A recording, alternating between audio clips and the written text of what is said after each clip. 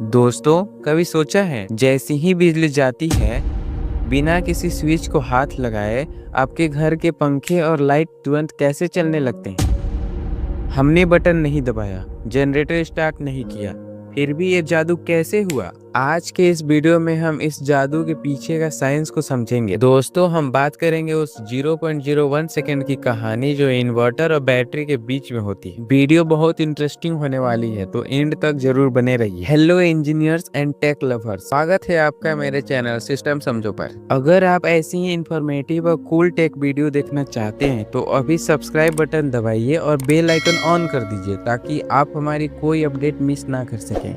चलिए शुरू करते हैं।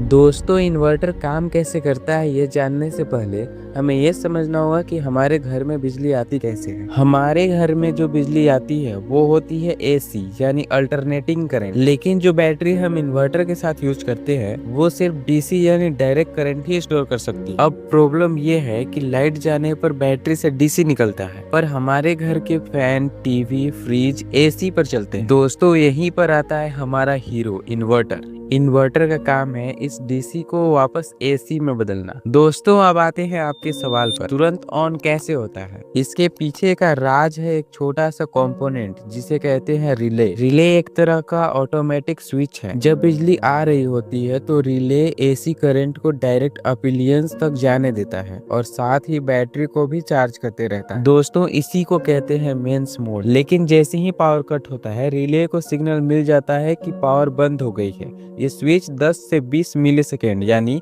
1 सेकेंड का 100वां हिस्सा के अंदर मेंस से हटकर बैटरी मोड पर शिफ्ट हो जाती है। दोस्तों, ये इतना फास्ट होता है कि आपके कंप्यूटर या टीवी को पता ही नहीं चलता कि बिजली गई थी। यहाँ एक ट्विस्ट है, आपने देखा होगा कि नॉर्मल इन्वर्टर्स पर कभी कभी कंप्यूटर रीस्टार्ट हो जाता है, लेकिन यूपीएस पर नहीं। क्यों? इन्वर्टर, इसका स्विचिंग टाइम 10 से 20 मिली सेकेंड है।